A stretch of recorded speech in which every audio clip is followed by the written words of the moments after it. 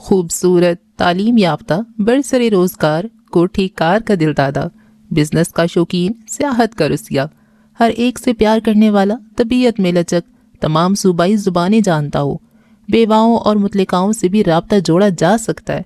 अगर उनका बिजनेस देखने वाला कोई ना हो तो पहली, दूसरी और तीसरी शादी करने वाली ख़वातीन भी रुजू कर सकती हैं, मगर तस्वीर और जवाबी लिफाफे का आना ज़रूरी है। माह ने ज़रूरत रिश्ता का इश्तेहार जोश व खरोश से पढ़ते हुए काशान विला की वसी व अरीज़ टीवी लाउंज में बैठी 5 लड़कियों पर नज़र डाली जिनका इन्हमा काबिल दी था। उसने पढ़ने का सिलसिला आर्जी तौर पर मौकूफ़ करके उनके तजस्सुस को मज़ीद हवा दी। क्या तकलीफ़ है, आगे पढ़ो मरो, सांस बाद में ले लेना। एन क्लाइमेक्स पे माह की ब्रेक पूरे ग्रुप को सख्त नागवार गुजरी और वह तो बाकायदा सोफे से उठकर उसके पास नीचे आ बैठी। तजस्सुस की फरवानी उसके चेहरे को मज़ीद मुज़हका खेज़ बना रही थी। भाई शॉर्ट ब्रेक। माह ने पास तपाई से जग उठाकर गिलास में पानी डालने का तकल्लुफ़ करना मुनासिब न समझा और वैसे ही मुँह लगा लिया। बकवास मत करो शॉर्ट ब्रेक की बच्ची, कहीं तेरी ज़िंदगी मेरे हाथों शॉर्ट ना हो जाए। हमना ने धमकी दी। अच्छा, ज़्यादा अमेरिका मत बनो, एमल कांसी नहीं हो जिसे तुम दिन दिहाड़े उठा कर ले जाओ। हाँ तो आगे लिखा है। माह ने जग इत्मीनान से तपाई पे रखकर हमना के दुपट्टे से मुंह साफ किया, जिसका फिलहाल उसने कोई नोटिस नहीं लिया, और फिर मजीद गोया हुई। हाँ, इस इश्तिहार के आगे लिखा है कि नोट, लड़का अपनी सारी तनख्वाह अपनी अम्मा को देने का आदी है। क्या? सबकी इज्तमाई चीख टीवी लाउंज में गूंजी। माह ने बेसख्त अपने हाथ कानों पे रख लिए।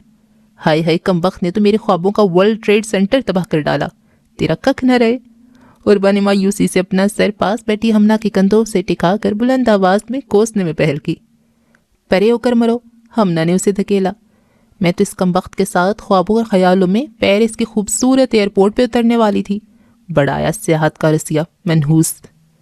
हाय लड़कियों, मेरा नुकसान ज़्यादा हुआ है। मैं तो अपने ख्याली पेकर आइडियल को ज़मीन पर पाकर खुशी से बेहाल थी, मगर वो गीदड़ अपनी सारी तनख्वाह अपनी अम्मा को थमा दे तो मैंने उस कंगले आइडियल को चाटना है क्या? उफ, मेरा अब क्या बनेगा? नायाब ने अपने दुपट्टे का पल्लू मसनूई आंसुओं की फरावानी से निचोड़ना शुरू कर दिया, जबकि उन सब के मुश्तरका औजारी से बेनियाज माह अब लीमू का टुकड़ा ज़ोर ज़ोर से अपने हाथ पे रगड़ते हुए ब्यूटी टिप में मसरूफ़ हो गई थी। पलक इस अखबार में शाया हुआ ये। हमना को हकीकी सदमा पहुंचा था। भाई मैंने कब कहा कि अखबार में शाया हुआ है? माह का शरारती अंदाज में मुकरना इन सबको चौंका गया। क्या मतलब? वो सब करंट खाकर उठ बैठी, जबकि माह का इत्मीनान काबिल दी था। पागल लड़कियों, ये तो तंज़ मज़ाक की किताब का इक़्तिबास था। शान बेनियाजी से इतला दी गई। देखो, बदतमीज़ी नहीं, उसे रखते हुए सख्ती से कह रही थी, लेकिन कुशन्स मिज़ाइल बनकर उस पर बरस पड़े थे। अस्सलाम वालेकुम। टीवी लाउंज दाखिल होते ही उसामा और फैज़ान ने दिलचस्पी से कमरे का मंजर देखा, जहाँ उनका पुरतपाक अंदाज में किया गया सलाम सिर्फ दीवारों ने सुना था। 4 अदद लड़कियाँ आंखों में भरे गुस्सीले शरारे और चढ़ी हुई तेवरियों से पांचों पर ताबड़तोड़ हमले कर रही थीं। शाबाश शाबाश, और मारो। और वह बाहर गेट से खान बाबा का डंडा ले आओ, हमना ज़रा ज़ोर से मारो। उसामा ने इंतहाई गर्म जोशी और बशाश अंदाज में सबको मुखातिब किया। चलते हाथ रुक गए, सबकी बाजुमात सर घूमे। अगली लम्हे वो कुला गईं। उर्वा ने लपक कर अपना दुपट्टा सोफे से उठाया। हमना ने किसी आकर कुशन इंतहाई इज्जत व एहतराम के साथ सोफे पे रख दिया। साथ ही कड़े तेवरों से उसामा को देखने का अमल जारी था, जो किसी अजनबी को सीधा टीवी लाउंज में ले आया था, और ऊपर से कमरे का हुलिया उन्हें शर्मिंदा करने को काफ़ी था। माह की मूंगफली के छिलके, नायाब के चिलगोज़ों का सैलाब, हमना की किताबें और उर्वा की कैसेट पूरे कमरे में फैली हुई थी। वो बुखलाहट में चीज़ें समेटने की बजाय मजीद फैला रही थी। तंग आकर पांचों हाथ मसलती हुई ज़बरदस्ती की मुस्कुराहट के साथ खड़ी हो गईं। उसामा के साथ पुलिस के फुल यूनिफॉर्म में मलबूस मर्दाना वजाहत का पेकर, खुमार आलूद मुस्कुराहट, बोलती आंखें बड़ी दिलचस्पी से कमरे का जायज़ा ले रही थीं, जबकि उसके साथ लाइट ब्राउन शलवार कमीज़ में मलबूस उसामा उन सबको देखकर बाकायदा की आवाज़ निकालकर मायूसी का इजहार कर रहा था। तुम तो अपनी बंद करो, माह ने चिढ़कर कहा। बैठिए फैज़ान भाई, हमारे काशान पैलेस में मेहमानों को बिठाने की रिवायत नहीं, इसका अंदाज़ा तो आपको हो ही गया होगा। उसामा जब जलील करने पे आता तो बकौल उर्वा के बड़े बड़ों को शर्मिंदा कर देता था। मैं तो थक गई हूँ शर्मिंदा हो होकर। हमना की सादगी से किए गए एतराफ़ ने फैज़ान शाह की मुस्कुराहट गहरी कर दी। उन्हें एहसास हो गया कि बेवक़्त मुदाखलत हो गई है। लगता है हमने डिस्टर्ब कर दिया आपको। नवारिद के दिल खींच लेने वाले शानदार लबो लहजे पर पांचों के सर बेख्तियार नफी में हिल गए। لگتا ہے کہ اشتہار والا آ گیا، عروہ نے سرگوشی کی۔ ذرا پوچھو یہ اپنی تنخواہ اماں کو دیتا ہے؟ نایاب نے فکرمندی کا اظہار کیا۔ بیٹھیے فیضان بھائی، اسامہ گہری سانس چھوڑتی ہوئی تساہل سے پاؤں پھیلا کر بیٹھ گیا، جبکہ وہ پانچوں دل ہی دل میں پیچ و تاب کھا کے رہ گئی۔ وہ جانتی تھی کہ اس وقت اسامہ فل بےعزتی کی موڈ میں ہے۔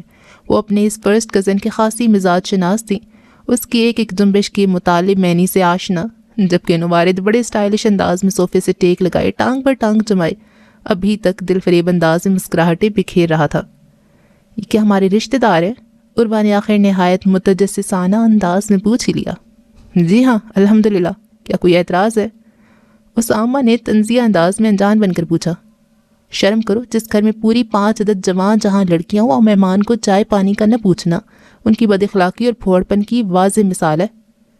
بکواس مت کرو گدے، کچھ منہ سے پھوٹو بھی۔ غصے کی تیز ماہ نے مہمان کا لحاظ کرنے کا ارادہ موقوف کیا اور اپنے ماموزات پہ کشن سے حملہ کر دیا۔ فیضی بھائی، پولیس کی زبان میں سرکت کی تعریف کیا ہوگی؟ اسامہ نے معصومیت سے پوچھا۔ بھئی ہماری زبان میں تو اسے اقدام قتل کی کوشش بھی قرار دیا جا سکتا ہے۔ آنے والے کا شوخی سے لبریز لہجہ اور شرارتی آنکھیں اس بات کی گواہ تھیں کہ وہ بھی اسامہ سے ہرگز کم نہیں۔ خیر خیر، کنیزوں اور نوکرانیوں، اندر جا کر اطلاع دو کہ کاشان پیلیس کی اکلوتی دلہن بھابھی کے سب سے چھوٹے راج دلارے بھیا فیضان شاہ اپنا قدم برنجا فرما چکے ہیں۔ کیا آپ فیضان بھائی ہیں؟ ریلی؟ آپ بھابھی کی شادی پہ کیوں نہیں آئے؟ پانچوں نے یکے بعد دیگرے سوالوں کی بھرمار کر دی تو وہ حقیقتاً بوکھلا گئے۔ پہلی بات تو یہ کہ شادی کے دنوں میں ایک کورس کے سلسلے میں یہ بینکاک میں تھے، دوسری بات یہ واقعی بھابھی کے سگے بھائی ہیں، اور تیسری بات کہ میں انہیں لے کر فرار ہو رہا ہوں، خبردار ہمارا پیچھا نہ کیا جائے۔ اسامہ نے ان کا ہاتھ پکڑ کر اندر کی طرف دوڑ لگائی، جبکہ وہ سب ارے ارے کرتی رہ گئیں۔ ویری ڈیشنگ، اسمارٹ بندہ ہے، ماہ نے کھلے دل سے سراہا۔ اسامہ انہیں سیدھا اپنے کمرے میں لے آیا تھا۔ میں تو وہاں بھی آرام سے تھا، انہوں نے سادگی سے کہا۔ ارے چھوڑے فیضی بھیا، ان چڑیلوں نے آپ کے کان بغیر روسٹ کیے کھا لینے تھے۔ اسامہ نے ڈرایا تو وہ بیڈ پہ پڑے تکیے سے ٹیک لگا کر نیم دراز ہو گئی۔ ویسے آپ نے اچھا کیا، سرکاری رہائش گاہ میں رہنے کی بجائے یہاں گئے۔ یہاں آپ کو خاموشی تو نہیں ملے گی، البتہ خلوص اور محبت کی فراوانی ہوگی۔ پرخلوص انداز میں بولتا اسامہ فیضان کو پہلی نظر میں ہی اچھا لگا تھا۔ وہ زرمین آپی کے بہت اصرار پر یہاں شفٹ ہونے پہ راضی ہوئے تھے، اوپر سے آغا جان اور بی جان کی مخلص اور شفقت بھری دعوت کو رد کرنا بھی کہاں آسان تھا۔ آپ کے ساتھ اس کمرے میں ولید ہوگا، انتہائی بے ضرر سا، شرارتی اور مخلص سا بندہ ہے، انٹرنیشنل ریلیشنز میں ماسٹر کر کے آج کل سیاست کے بکھیروں میں الجھا ہوا ہے۔ ویسے زیادہ تر وہ احتشام چچا کے ساتھ گاؤں میں ہوتا ہے، اس لیے آپ کو کوئی ڈسٹربنس نہیں ہوگی۔ کاشان پیلس میں کتنے لوگ مقیم ہیں؟ اصل میں زرمین آپی کی شادی اتنی اچانک ہوئی کہ مجھے نہ تو پہلے اور نہ ہی بعد میں آنے کا موقع ملا، انہوں نے شرمندگی سے اعتراف کیا۔ نیور مائنڈ، یہاں ہمارے دادا جی یعنی آغا جی اور بی اماں کے ماشاءاللہ 5 بیٹے اور 1 بیٹی کی فیملی پوری آل اولاد کے ساتھ مقیم ہے۔ سب سے بڑے میرے والد محترم رحمان شاہ ہیں۔ ہم 2 بھائی کاشان لالا اور میں یعنی اسامہ، اور 2 بہنیں ہمنا اور یمنا ہیں۔ کاشان لالا کا تو پتہ ہے نا، آپ کی بہنوئی ہیں، اور میں آپ کی آپی کا دیور۔ اسامہ نے شرارت کی تو وہ بے ساختہ جھینک گئے۔ خیر خیر، ہمنا یمنا یہاں ٹی وی لاؤنج میں تھیں، آپ نے دیکھا ہوگا۔ انہوں نے فوراً سر ہلا دیا، حالانکہ پانچوں کی شکلیں گڈ مڈ ہو گئی تھیں۔ دوسرے نمبر پہ نعمان چچا ہیں، ان کی 2 بیٹیاں عروہ اور نایاب، اور بیٹا دلال ہے، جبکہ ارسلان چچا کے صرف 2 بیٹے ولید اور جازم ہیں۔ عدنان چچا کے 2 جڑواں بیٹے شازل اور عدن ہیں، اور سب سے چھوٹے احتشام چچا کی صرف 1 صاحبزادی رتابہ ہیں، اور پھپھو انکل کی ڈیتھ کے بعد یہیں مقیم ہیں۔ ان کی صرف 1 بیٹی ماہا ہے، جسے وہ سر پکڑ کر مار رہی تھیں کشنز کے ساتھ۔ اسامہ نے انہیں یاد دلایا۔ نازک سے سراپے والی شرارتی سی لڑکی کا سراپا ان کی یادداشت میں محفوظ تھا۔ باقی ہمارے کاشان پیلس میں چونکہ لالا سب سے بڑے بھائی تھے، اسی لیے ان کی شادی آؤٹ آف فیملی کرنا پڑی، جبکہ باقی چھوٹی عوام ابھی پڑھائی اور روزگار کے دھندوں میں الجھی ہوئی ہے۔ اب آپ اپنے بارے میں بتائیں۔ اسامہ نے 5 خاندانوں کا تعارف 5 منٹ میں کروا کے آرام سے ٹانگیں ٹیبل پہ پھیلا لی۔ بھئی میرے بارے میں تو تم اچھا خاصا جانتے ہوگے، پھر بھی ہم لوگ 3 بھائی اور 1 بہن ہیں، ایک ماں جی پر مشتمل مختصر سی فیملی ہے۔ سب سے بڑے شعیب بھائی atomic energy D G Khan میں 18ویں گریڈ کے آفیسر ہیں۔ بھابھی اور ان کے 3 بچے وہیں ماں جی کے ساتھ ہیں۔ پھر زرمین آپی جو پچھلے سال شادی کے بعد یہاں آپ کے گھر میں ہیں، اور ان کے بعد زہیب بھائی آرمی میں ڈاکٹر ہیں اور آج کل ایبٹ آباد میں ہیں۔ اس کے بعد میں جو سول سروس کے ذریعے پولیس کے محکمے میں آج کل تمہارے ضلع کا ایس پی ہوں، اور سرکاری رہائش گاہ اور پروٹوکول چھوڑ کر یہاں کاشان ولا میں مقیم ہوں۔ ویسے سنا ہے کہ آپ کا سروس ریکارڈ خاصا شاندار ہے، اسامہ نے دلچسپی سے پوچھا تو وہ مسکرا کر رہ گئے۔ انہیں کاشان ولا آئے 2 ماہ کا قلیل عرصہ گزرا تھا اور اب تو وہ گھر کا فرد بن چکے تھے، لیکن ان 2 ماہ میں مختلف پولیس اسٹیشنز کے دورے، ریکارڈز کی چیکنگ نے انہیں خاصا مصروف کیے رکھا۔ اس عرصے میں پھر بھی وہ کافی کچھ جان چکے تھے کہ ہر وقت دانتوں سے انگلیوں کے ناخن کترنے والی عروہ ٹیکسٹائل ڈیزائننگ میں MBA، جبکہ ہر وقت مختلف شاعری کی کتابوں میں سر گھسانے والی Humna MA Urdu final year کی اسٹوڈنٹ ہے، کچن میں مختلف تجربات کرنے والی ماہا BSc ہوم اکنامکس اور ہر وقت حساب کتاب کرنے والی نایاب MSc میتھس کی اسٹوڈنٹ ہے، جبکہ یمنا مقامی کالج میں 3rd ایئر میں تھی اور لڑکا پارٹی میں اسامہ MBA کر کے UBL میں انٹرنشپ کر رہا تھا، جبکہ طلال PhD اور جاذب انجینئرنگ کے دوسرے سال میں تھا۔ سب سے دلچسپ عدنان چچا کے جڑواں بیٹے شاذل اور عدن تھے، جو موسیقی کی دنیا میں انقلاب لانے کے چکروں میں روزانہ بڑوں کی ڈانٹ کھاتے تھے اور اپنی بالکل ایک جیسی شکلوں کا اکثر ناجائز فائدہ اٹھانے کا کوئی موقع ہاتھ سے جانے نہیں دیتے تھے، جبکہ احتشام چچا کی اکلوتی منظور نظر سے ابھی تک سامنا نہیں ہوا تھا۔ اس دن خلاف معمول ڈرائنگ روم میں چھایا ہوا سناٹ ٹاؤن کے لیے حیرانگی کا باعث تھا، ورنہ اس وقت چونکہ سبھی کو اپنے ٹھکانوں پر پہنچنے کی جلدی ہوتی تھی اس لیے خوب ہنگامہ ہوتا، لیکن جلد ہی ڈائننگ ٹیبل کے کونے پر آغا جی بی جان کے ساتھ احتشام چچا کو دیکھ کر خاموشی کا راز کھل گیا۔ احتشام چچا سب سے چھوٹے ہونے کے باوجود اپنی شخصیت میں خاص قسم کا روب رکھتے تھے۔ ان کے سامنے ڈارک میرون شال میں لپٹا ہوا وجود ان کے لیے بالکل اجنبی تھا، جو بدلی سے سلائس پہ جیم لگانے میں مگن تھی۔ تم میری بات سن رہی ہو نا؟ احتشام چچا کی خفگی سے بھرپور آواز کمرے میں گونجی۔ چمچوں اور پلیٹوں کا شور ایک لمحے کو تھم گیا، جبکہ مد مقابل کے ماتھے کے بل آسانی سے گنے جا سکتے تھے۔ آقا جی یہ بار بار مجھے پریشان کرتی ہے، اسے کہیں اپنا بچپنا چھوڑ دے۔ احتشام چچا نے آغا جی کو پکارا، جبکہ انہوں نے حیرانگی سے ماحول کا جائزہ لیا جو اچھا خاصا ٹینس ہو گیا تھا۔ تو آپ پریشان ہونا چھوڑ دیں غیر اہم لوگوں کے لیے، وہ کفن پھاڑ کر بولی تھی، جبکہ اس کے چہرے کے تاثرات چیخ چیخ کر کہہ رہے تھے کہ مجھے کوئی پرواہ نہیں۔ دیکھا آغا جی اس کا لہجہ؟ چھوٹے چچا کی خفگی میں مزید اضافہ ہوا۔ آپ میرے لہجے پہ ریسرچ کرنے کی بجائے اگر اپنا لہجہ چیک کریں تو یہ زیادہ بہتر ہے۔ اس کے لہجے میں اب پہلے سے زیادہ تندی اور تیزی تھی، جبکہ چھوٹے چچا نے بھی اختیار ہونٹ بھینچ لیے۔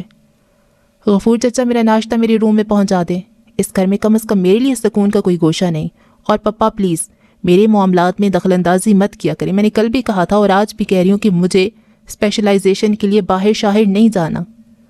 وہ جھٹکے سے کھڑی ہوئی اور پاؤں پٹکتی ہوئی کمرہ عبور کر گئی۔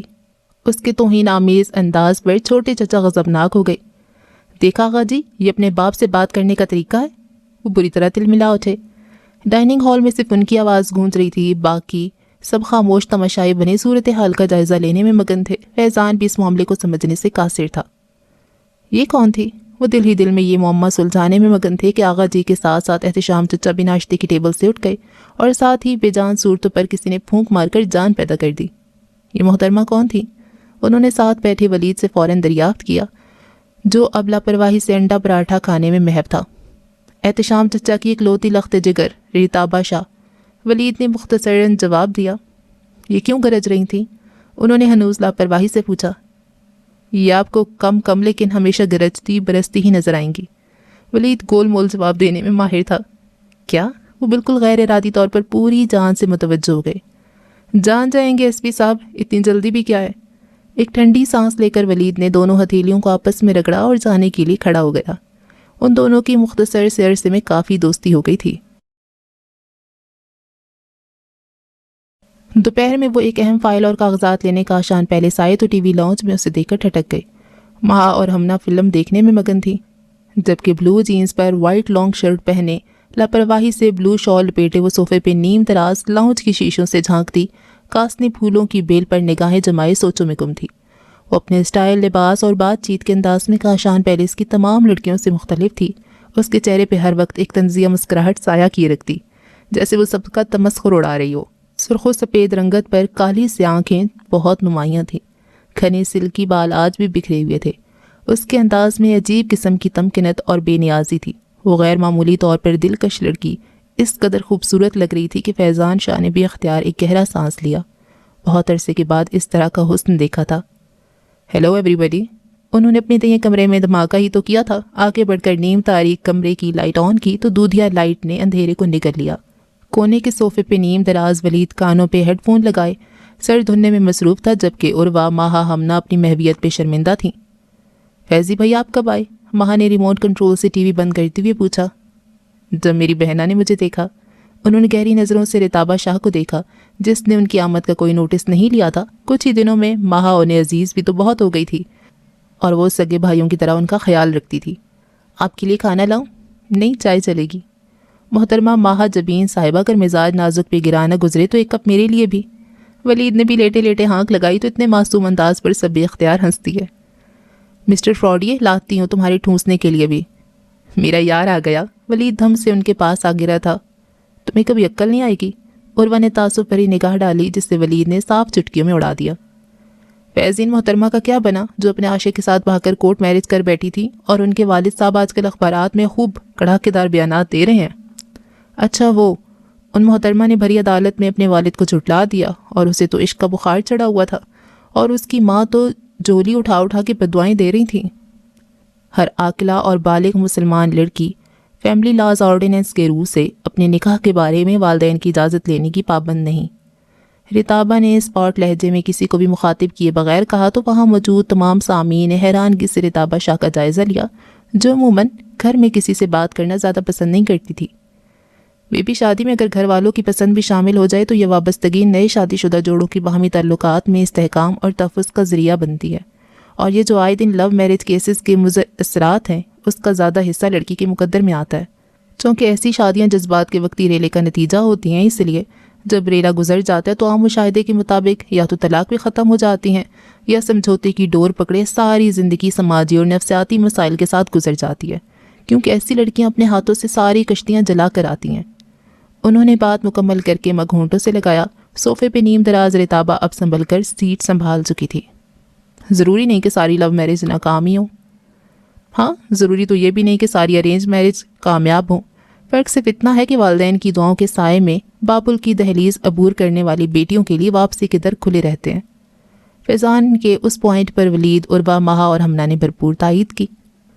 جی ہاں فیضان، واقعی اسے پڑھ کر معلوم ہوتا ہے کہ اونچے درجے کی خواتین بھی اپنے خاندان کے بغیر کس قدر بے بس اور بے وقت ہیں۔ اسامہ جو کچھ دیر پہلے ہی لاؤنج میں آیا تھا، اس نے بھی اپنی رائے کا اظہار کیا۔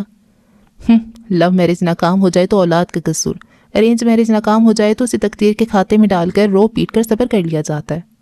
وہ استہزائیہ لہجے میں بولی نہیں بلکہ پھنکاری تھی۔ ریموٹ کنٹرول کارپیٹ پہ اچھال کر وہ دندناتی ہوئی باہر نکل گئی۔ انہیں کیا ہوا؟ فیضان تو اس کے انداز اور لب و لہجے پہ حیران رہ گئے، جبکہ باقی سبھی نظریں چرانے لگے۔ اس میں رتابہ کا کوئی قصور نہیں ہے۔ دراصل احتشام چچا کی عالیہ چچی سے لو میرج تھی، جو زیادہ عرصہ نہ چل سکی، اور پھر عالیہ چچی نے کورٹ سے رتابہ کو حاصل کر لیا اور اس کے ننھے ذہن میں اتنا زہر بھر دیا کہ عالیہ چچی کی ڈیتھ کے بعد وہ کاشان پیلس میں سیٹ ہی نہ ہو سکی۔ ماں نے آہستگی سے اپنی کزن کی صفائی دی۔ اپنی یہ حساس سی کزن سب کو عزیز بھی تو بہت تھی، لیکن وہ سب سے بری طرح بدگمان تھی۔ فیضی بیٹا، کھانا بھی کھایا کہ نہیں؟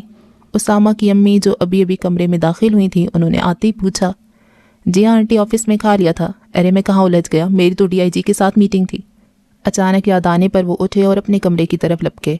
لاؤنج کا ماحول خاصا افسردہ ہو گیا تھا۔ عروہ نے بیزاری سے ٹی وی آن کیا، جہاں فلم آخری مراحل میں، لیکن سب کی نظریں اسکرین اور دماغ کہیں اور تھا۔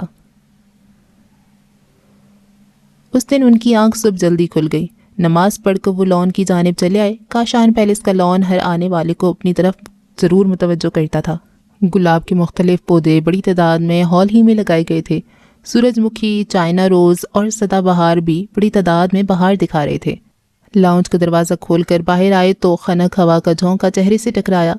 ہوا میں سبزے کی خوشبو نمایاں تھی۔ کچھ سوچ کر انہوں نے چپل برآمدے میں اتاری اور سفید ماربل پہ ننگے پاؤں چلنے لگے۔ برآمدے کی سیڑھیاں اتر کر وہ لان میں نکلے۔ شوخ رنگ سے سجی پھولوں کی کیاری آنکھوں میں طمانینت کا احساس بخش رہی تھی۔ چھوٹے چھوٹے قدم اٹھاتے وہ کاشان پیلس کے پچھلے حصے میں آئے تو سوئمنگ پول کے پاس سنگ مرمر کے بینچ پہ سبز کپڑوں میں ملبوس نسوانی وجود سبزے کا ہی حصہ لگ رہا تھا۔ وہ بے نیازی سے دونوں ٹانگیں اوپر کیے اپنا سر گھٹنوں میں دبائے سوچوں میں گم تھی۔ وہ حیران نظروں سے اسے دیکھنے لگے، جبکہ ساری حسیات بیدار ہوتی محسوس ہوئیں۔ سیاہ گھنے سلکی بالوں نے آج بھی پشت کو ڈھانپ رکھا تھا۔ ان کا دل اچانک ایک انوکھی لے پہ دھڑکنے لگا۔ انہوں نے سائیڈ سے پتھر اٹھا کر سوئمنگ پول میں پھینکا۔ چپاکے کی آواز پر اس نے بے ساختہ سر اٹھایا۔ آنکھوں سے تیزی سے بہتی ہوئی آنسوؤں کو چھپانے کے لیے اس نے فوراً ہاتھ کی پشت سے چہرہ صاف کیا۔ آپ یہاں کیوں بیٹھی ہوئی ہیں؟ کیوں یہاں بیٹھنا ممنوع ہے؟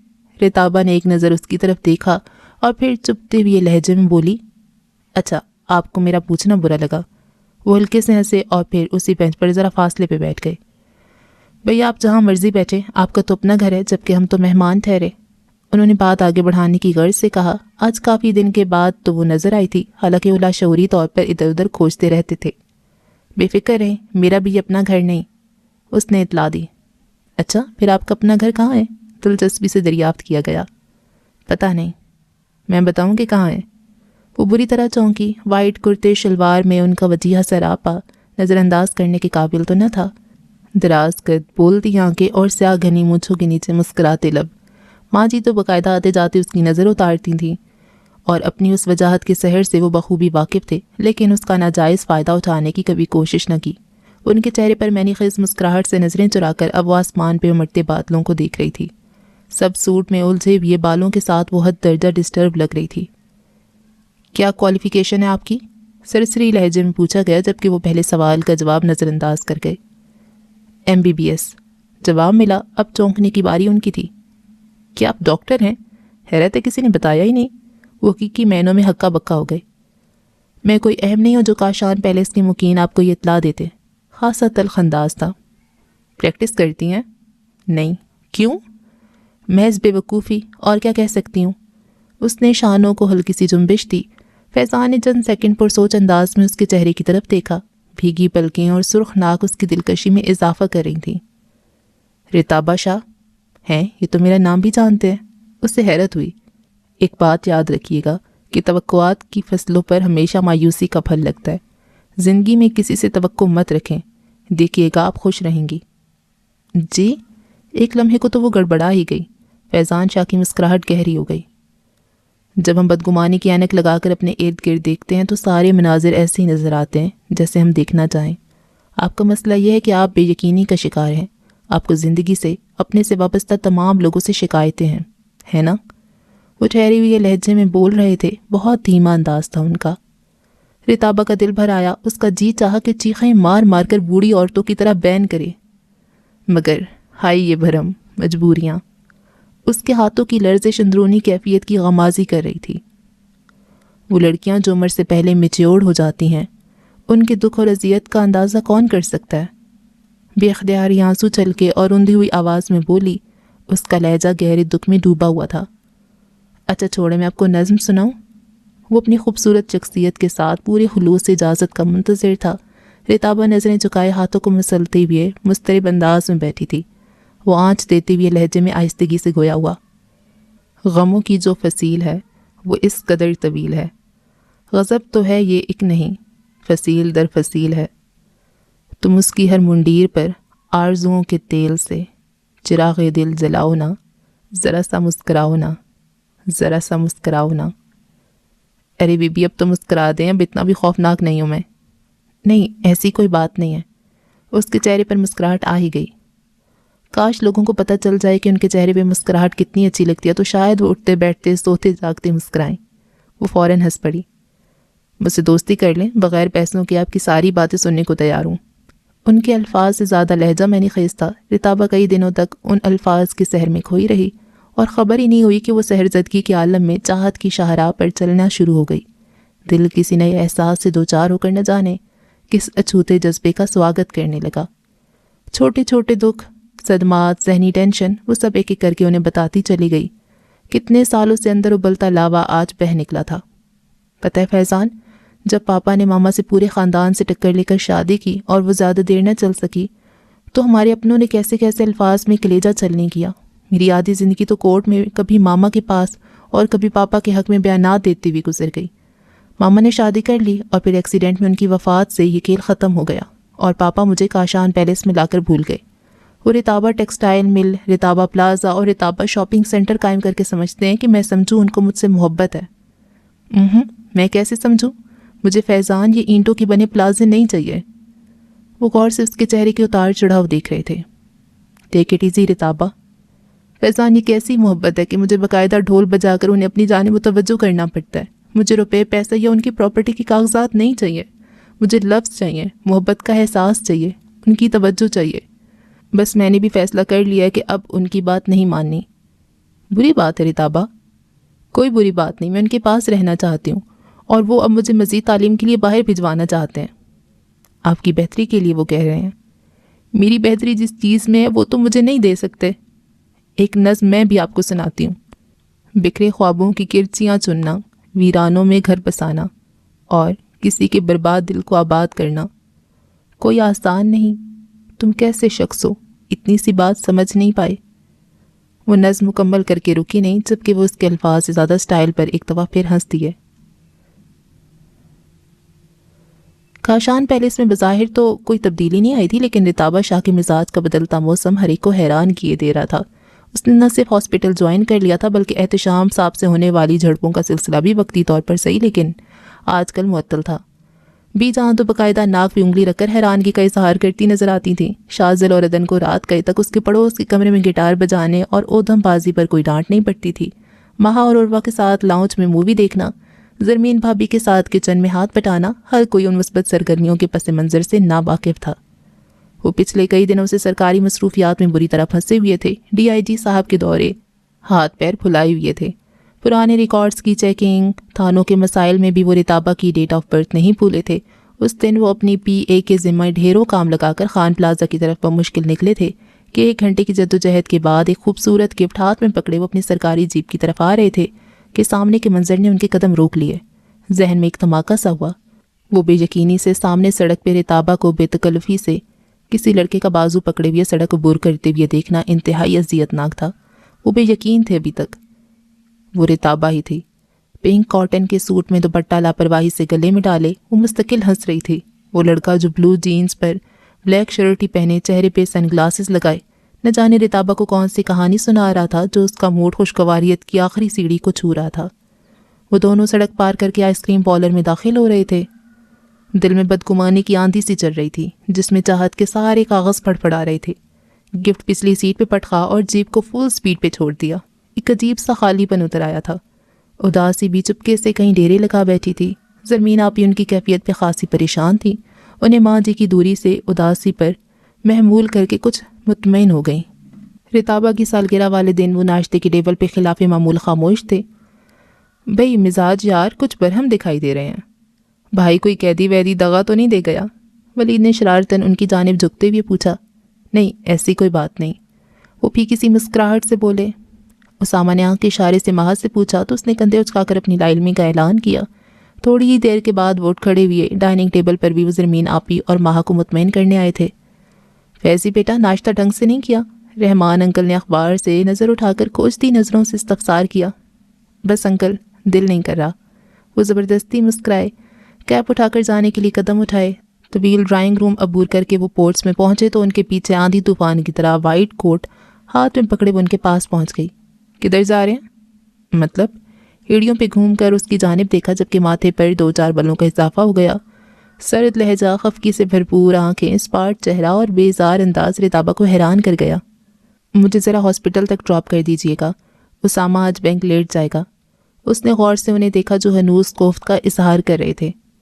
میرے پاس ٹائم نہیں ہے، جازب یا ولید کے ساتھ چلی جاؤ۔ جازب چلا گیا جبکہ ولید نے آج پاپا کے ساتھ جانا ہے۔ ٹھیک ہے کسی کے بھی ساتھ چلی جاؤ، میرے پاس بالکل ٹائم نہیں ہے، مجھے آئی جی کے آفس میں جانا ہے۔ اس کے جواب سے رتابہ کے چہرے بھی ایک لمحے کو تاریک سایہ سا دوڑ گیا۔ مگر کس کے ساتھ؟ بے اختیار لبوں سے پھسلا۔ اسی کے ساتھ جس کے ساتھ کل خان پلازا کے سامنے کہکہے لگائے جا رہے تھے۔ اندر کی تلخی باہر نکل ہی آئی۔ وہ لمبے لمبے ڈگ بھرتے جیپ تک پہنچے اور ایک جھٹکے سے سٹارٹ کر کے نکل گئے۔ اوہ، رتابہ لمحے میں بات کی تہہ تک پہنچ گئی۔ ان کا یہ انداز بھی اس کے لیے گہری طمانینت کا باعث بنا تھا۔ وہ بھی راستے میں ہی تھے کہ موبائل کی بیپ ہوئی۔ رتابہ کے موبائل کا نمبر دیکھ کر وہ مزید کوفت کا شکار ہو گئے۔ خواہ مخواہ میں نے اپنے غصے کا اظہار کر دیا۔ وہ محترمہ تو اب دل کھول کر خوش ہو رہی ہوں گی۔ وہ خود کو کوستے ہوئے موبائل آن کر بیٹھے۔ یس، فیضان شاہ اسپیکنگ۔ جی یہاں ایک خبتی سے ایس پی صاحب ہوں گے، ان سے بات ہو سکتی ہے؟ رتابہ کا شوخ انداز انہیں مزید تپا گیا۔ کیوں فون کیا ہے؟ آواز دھیمی جبکہ لہجے میں خفگی کا عنصر شامل تھا۔ دراصل ایس پی صاحب، کچھ عرصہ پہلے آپ نے مجھے ذرا سا مسکراؤں نظم سنائی تھی، ابھی ابھی اس کا دوسرا حصہ مجھے یاد آ گیا۔ وہ کچھ یوں ہے۔ وہ پھر سے یاد آ گیا جو روٹ کر چلا گیا۔ اسے خیال بھی نہیں کسی کا دل دکھا گیا۔ اب اس کی میٹھی یاد میں خوشبوؤں کو جاگ جاگ کر یہ رت جگہ مناؤ نا، ذرا سا مسکراؤ نا، ذرا سا مسکراؤ نا۔ اوکے، شام میں ملاقات ہوگی، بائے بائے۔ وہ فون بند کر چکی تھی لیکن ان کا غصہ ہنوز برقرار تھا۔ کاشان پیلس میں پہلی مرتبہ رتابہ کا جنم دن سیلیبریٹ کیا گیا تھا۔ ساری ینگ پارٹی لان میں اکٹھی تھی۔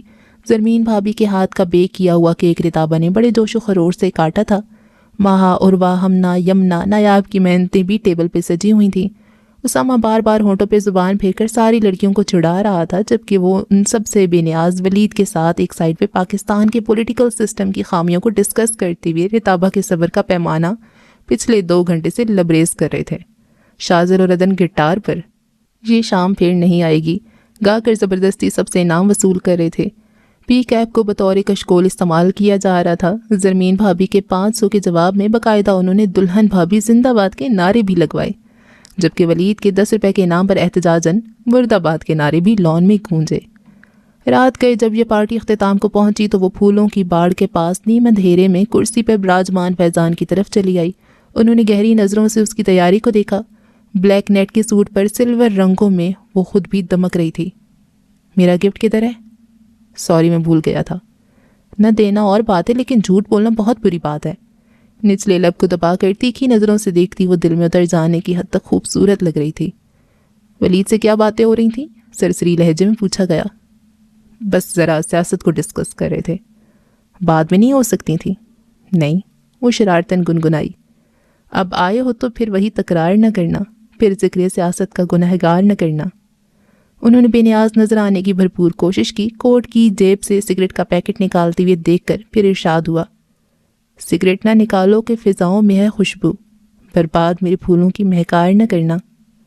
شوخ انداز پہ بمشکل مسکراہٹ انہوں نے دبائی۔ اس کا شوخ انداز ان کے لیے باعث حیرت تھا۔ کیا مسئلہ ہے رتابہ؟ مصنوعی غصے سے دریافت کیا گیا۔ دیکھو، مجھے ڈر لگتا ہے غصے سے تمہارے، تم مجھ سے خفا بھی ہو تو اظہار نہ کرنا۔ رتابہ کی ڈرنے کی ایکٹنگ لاجواب تھی۔ محترمہ کچھ زیادہ ہی تیز جا رہی ہیں، انہوں نے دل میں سوچا۔ غصے سے گھورا تو پھر عرض ہوا کہ آؤ ذرا سڑکوں پہ ٹہل لیں میرے ساتھ ہی، سردی تو ہے بے شک مگر انکار نہ کرنا۔ رتابہ اٹ از ٹو مچ، وہ بے ساختہ ہنس کر بولی۔ خود ہی مجھے احساس ہے اپنی غلطی کا، تم اپنی شکایت سے شرمسار نہ کرنا۔ وہ کانوں کو دونوں ہاتھوں سے پکڑے بھرپور موڈ میں تھی۔ ان کی ناراضگی کے ساق و اسباق سے واقفیت نے ان کے مزاج پر خاصا خوشگوار اثر ڈالا تھا۔ فیضان، آپ نے ایک دفعہ مجھے کہا تھا کہ جب آنکھوں پہ بدگمانی کی اینک لگی ہو تو ہر منظر دھندلا نظر آنے لگتا ہے۔ دانیال میرا اسٹیپ بردر ہے۔ ماما کی ڈیتھ کے بعد وہ پاپا کے پاس چلا گیا تھا۔ مجھ سے 3 سال چھوٹا ہے۔ واحد بندہ ہے جو اپنی آپی سے بے تحاشا محبت کرتا ہے۔ اور آپ کو میں نے بتایا تھا نا کہ ماما نے پاپا سے علیحدگی کے بعد دوسری شادی کر لی تھی۔ دانیال کے پاپا نے مجھے کبھی قبول ہی نہیں کیا تھا، لیکن اس کے باوجود وہ میرے بھائی کے دل سے میری محبت کا پودا نہ اکھاڑ سکے۔ وہ آج بھی موقع ملتے ہی مجھ سے ملنے آ جاتا ہے۔ وہ رتابہ کے گلہ آمیز انداز پہ بری طرح شرمندہ ہو گئی۔ Really sorry Ratabah, extremely sorry. It's okay, لیکن یاد رکھیے گا کہ ادھوری باتیں، ادھورے جملے اور ادھوری چیزیں جس طرح اچھی نہیں لگتی، اس طرح ادھورا اعتبار بھی اچھا نہیں لگتا، بلکہ بہت برا لگتا ہے۔ سادہ سی مسکراہٹ اور لہجے سے وہ بہت خاص بات کہہ گئی تھی، اور اس طرح کی شرمندگی کا سامنا تو فیضان شاہ کو ساری زندگی نہیں ہوا تھا، لیکن جلدی وہ سنبھل گئے۔ سنو ریت، وہ تھوڑا سا اس کی جانب جھکے۔ صرف ایک بات غور سے سننا۔ اس کی دھیمی لہجے میں دنیا جہاں کی چاہت سموئی ہوئی تھی، آنکھوں میں ڈھیروں جذبے باہر نکلنے کو مچل رہے تھے۔ وہ اس کی آنکھوں کی طرف دیکھ کر گویا ہوئے، میں اس کی شکل تک دل سے اتار دیتا ہوں، کبھی کبھی تو میں خود کو بھی مار دیتا ہوں۔ یہ حق ہے میرا کہ اس کو تھوڑا سا دکھ بھی دوں، میں اسے چاہتے بھی تو بے شمار دیتا ہوں۔ رتابہ جو ایک ٹک انہیں دیکھ رہی تھی، اچانک اس کی دھڑکنوں نے اپنا انداز بدلا اور چہرے پہ دھنک سی پھیل گئی۔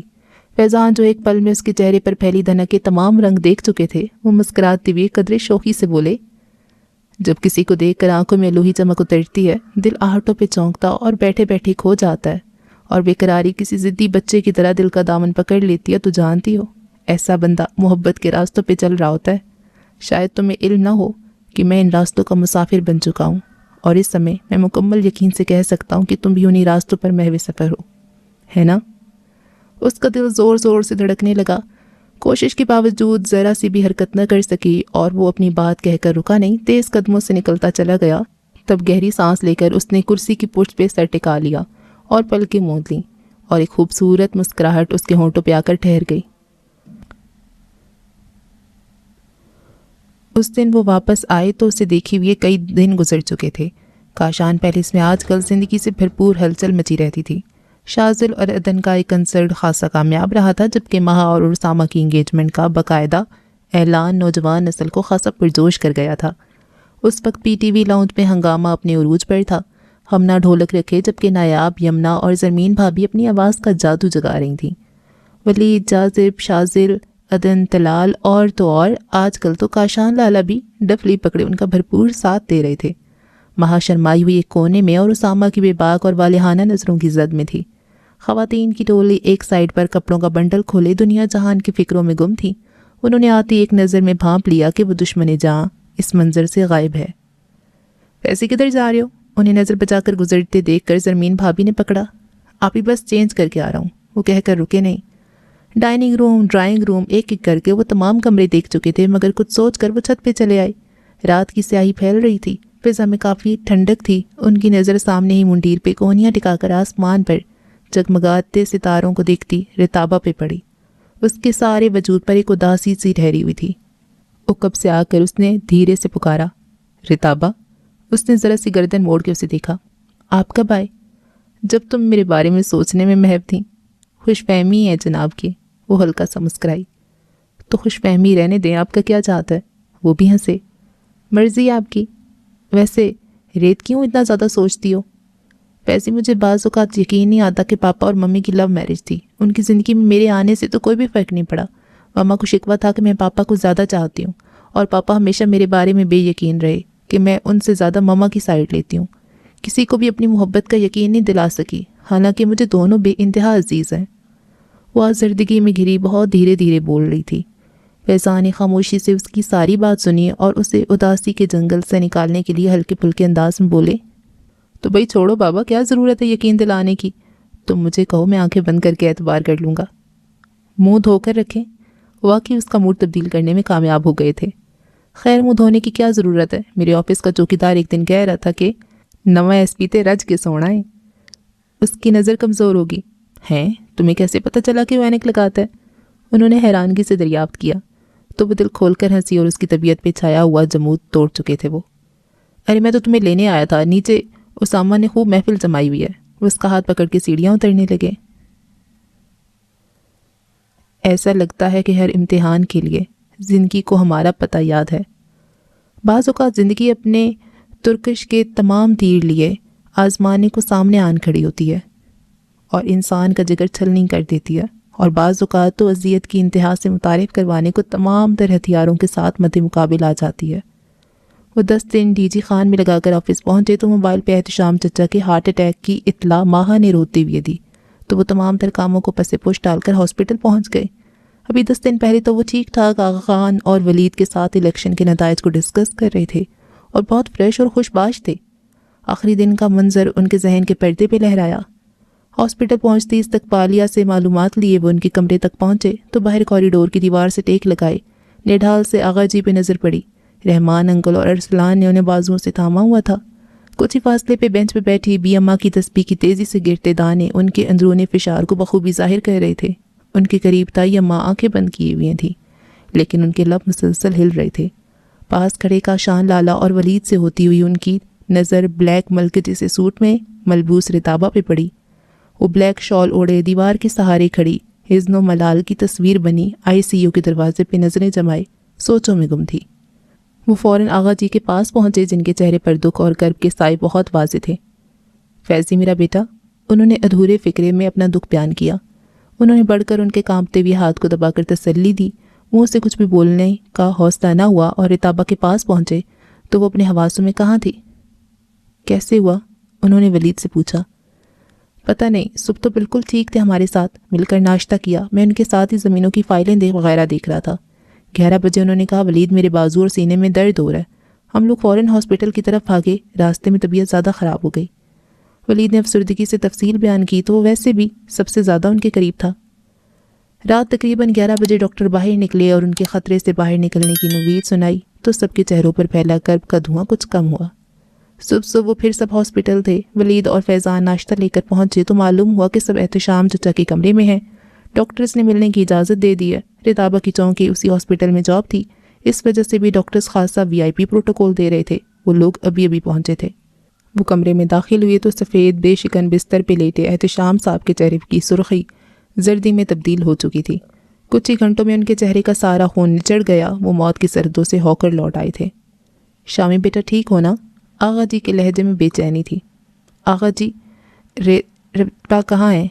उनकी बेचैन नज़रों ने अपने वजूद के टुकड़े को ढूंढा। दरवाजे से टेक लगाए सबसे आखिर में खड़ी रिताबा को उनकी आवाज़ और जुमला समातों का धोखा महसूस हुआ। वो बेयकीनी से उनकी जानिब लपकी।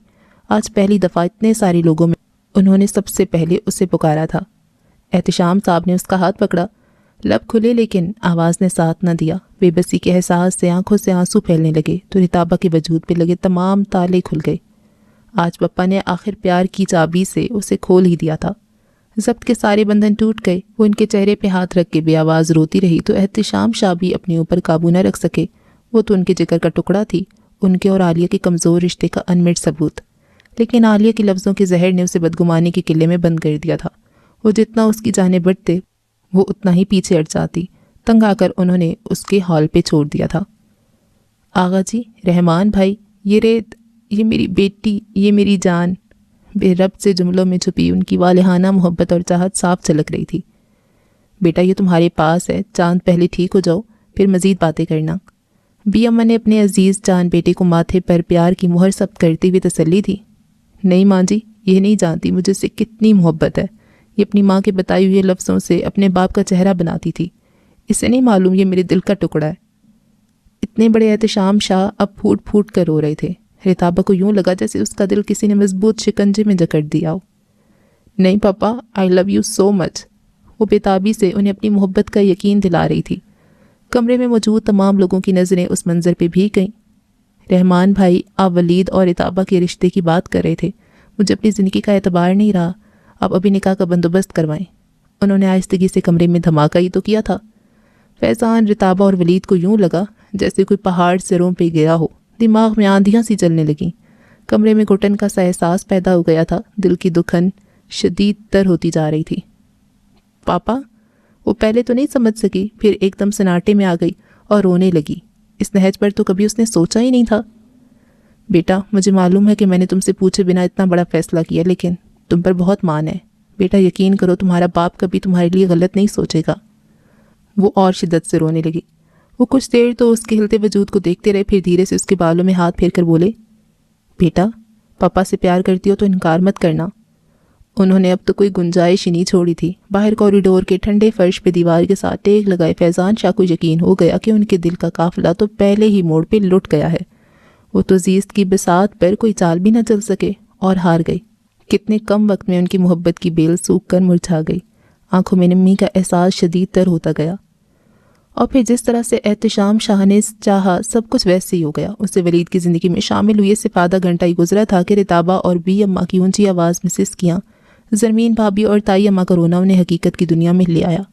कॉरिडोर जो पहले ही सन्नाटे में डूबा हुआ था, अब वहाँ डॉक्टर्स के भागने दौड़ने की आवाज़ें, इमरजेंसी के जुमले ये बताने को काफ़ी थे कि एहतशाम साहब के दरमियान ज़िंदगी और मौत का खेल फिर शुरू हो गया है।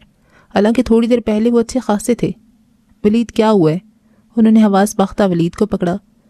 शामी चचा को दोबारा हार्ट अटैक हुआ है, उसने खोए खोए लहजे में जवाब दिया। वो भी आधा घंटा पहले वाले तूफान से नहीं संभला था जो निकाह की सूरत में उस पर नाजिल हुआ था। फिर कुछ भी बाकी ना बचा। शामी चचा की डेड बॉडी एम्बुलेंस के ज़रिए कैसे काशान पैलेस पहुंची, तदफीन के मराहिल कैसे तय हुए, कौन कौन आया, वो खुद भी अपने हवासों में कहाँ थे। काशान पैलेस को तो लगता था किसी की नज़र लग गई। वो जगह जहाँ हर वक्त हंसी मजाक कह कहे गूंजते थे, अब वहाँ की खामोशी में सिसकियों और दाने गिरने की आवाज़ें आती। आगा जी के सबसे छोटे लाडले बेटे और यंग जनरेशन के फेवरेट चचा की मौत को अभी तक कोई भी कबूल न कर पाया था। 40वें के बाद पहली मर्तबा लॉन की सीढ़ियों पर रिताबा को देखकर वो न जाने क्यों वहाँ आ गई। वो सर चुकाए जाने किन सोचों में गुम थी। कुछ ही दिनों में अच्छी खासी कमज़ोर हो गई थी। उन्होंने पहली नज़र में ही जायज़ा लिया। रिताबा, उन्होंने आहिस्तगी से उसका नाम लिया। उसने पलकें उठाईं तो शिद्दत गरिया से सूजी आंखें, जर्द रंगत आंखों के गिर्द हल्के, उनके दिल को कुछ हुआ।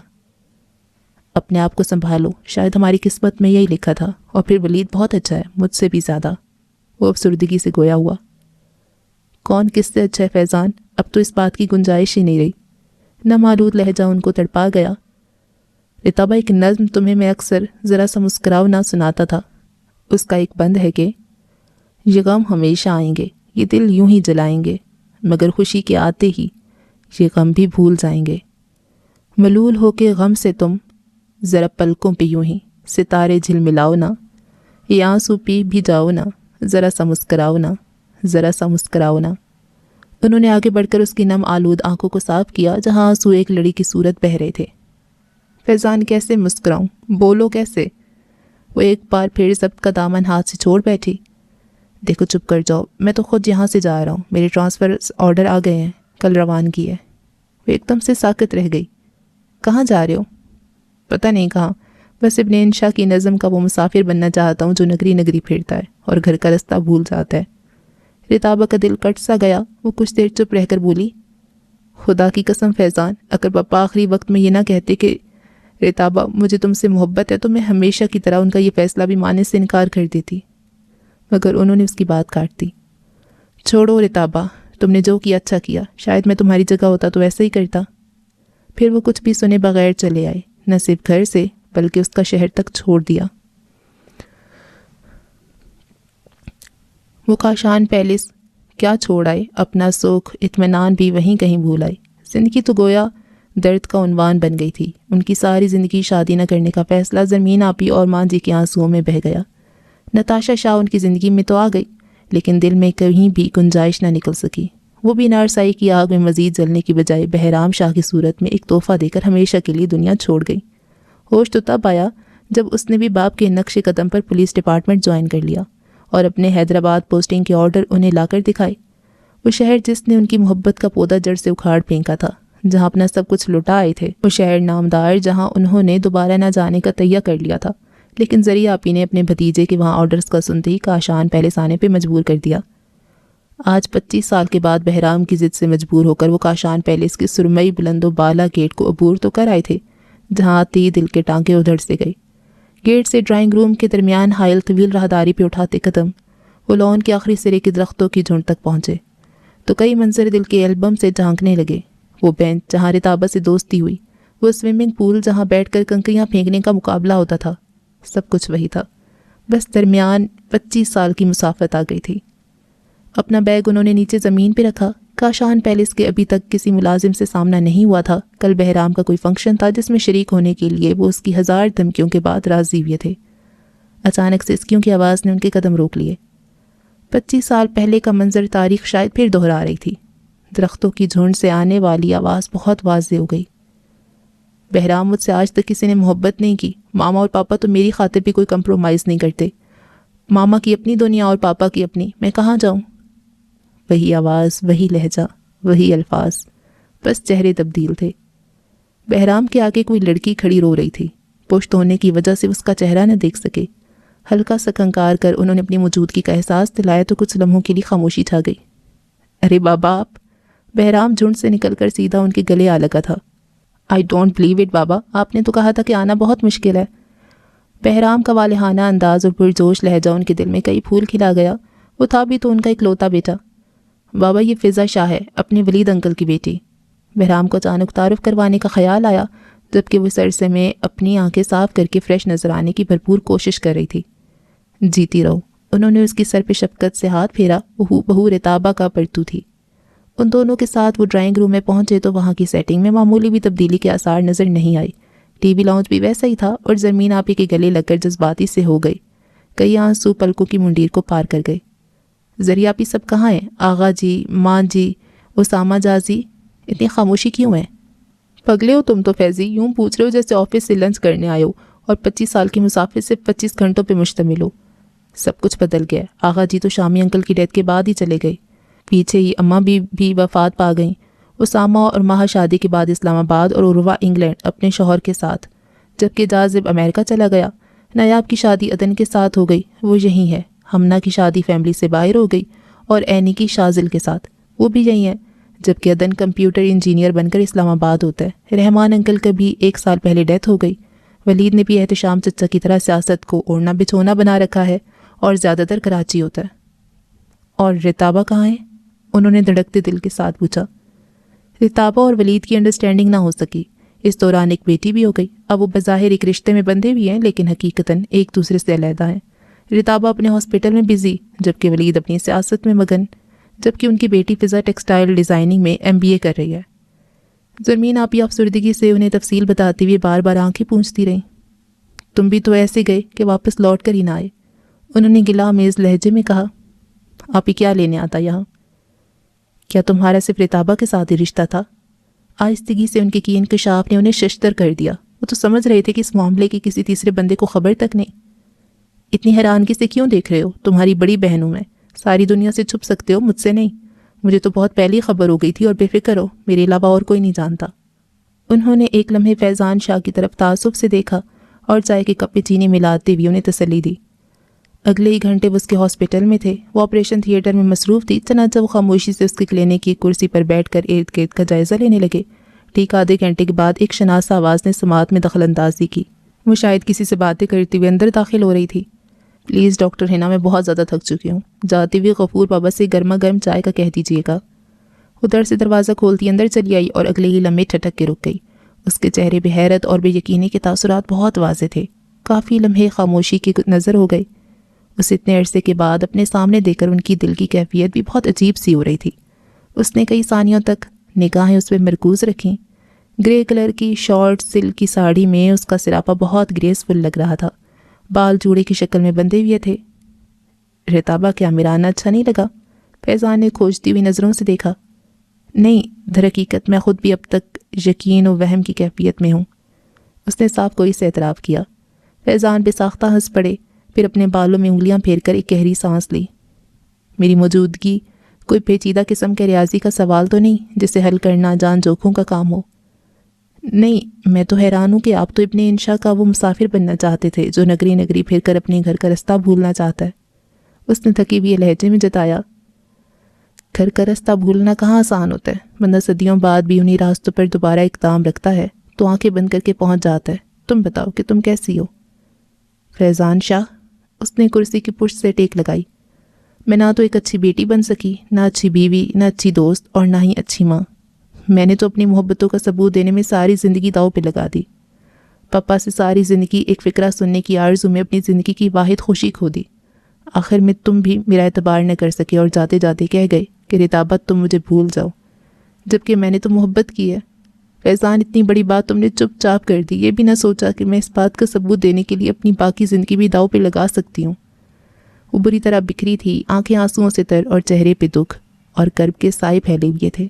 تم جانتے ہو فیضان، میرے اس ہاسپٹل کا نام فیضان میموریل ہاسپٹل ہے۔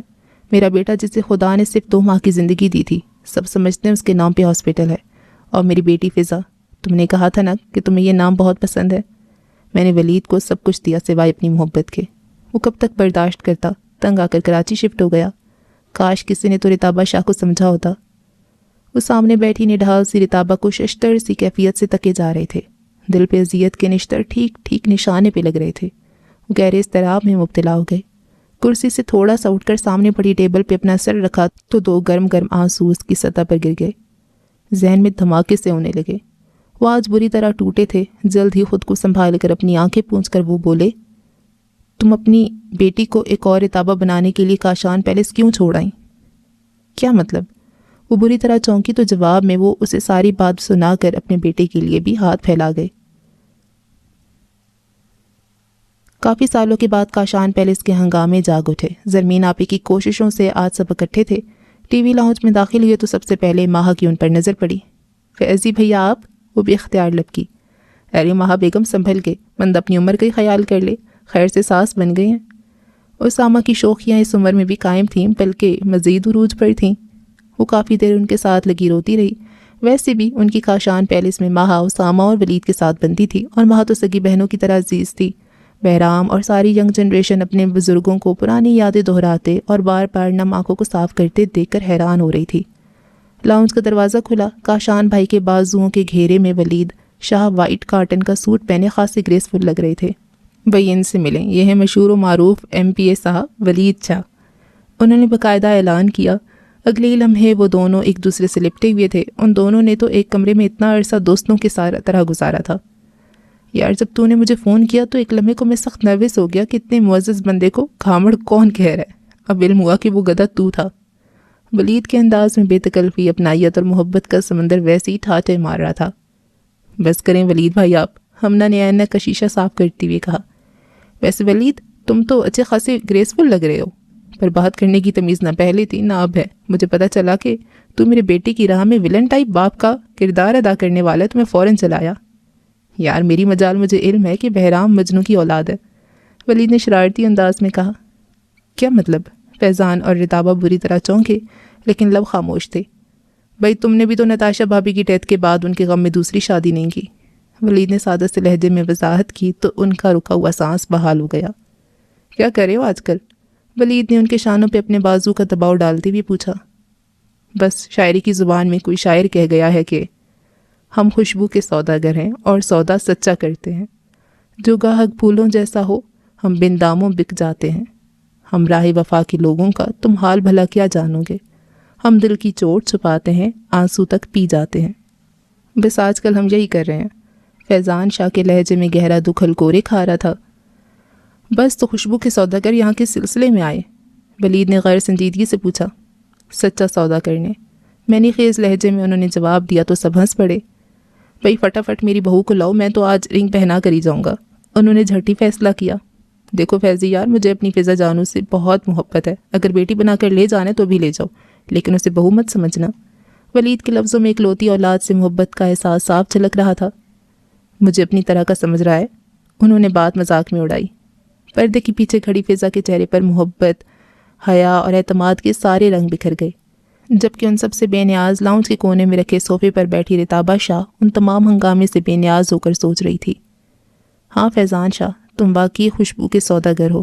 آج میری زندگی میں ولید شاہ کے ساتھ مصالحت کا جو سودا تم نے کیا ہے، مجھے یقین ہے یہ گھاٹے کا سودا نہیں ہوگا، کیونکہ خوشبو کے سوداگر واقعی سودا سچا کرتے ہیں۔ انہوں نے سب سے نظریں بچا کر بھیگی پلکوں کو صاف کیا اور صوفے کی پشت سے ٹیک لگا کر آہستگی سے کہا، فیضان شاہ، مجھے تمہارا یہ سودا منظور ہے۔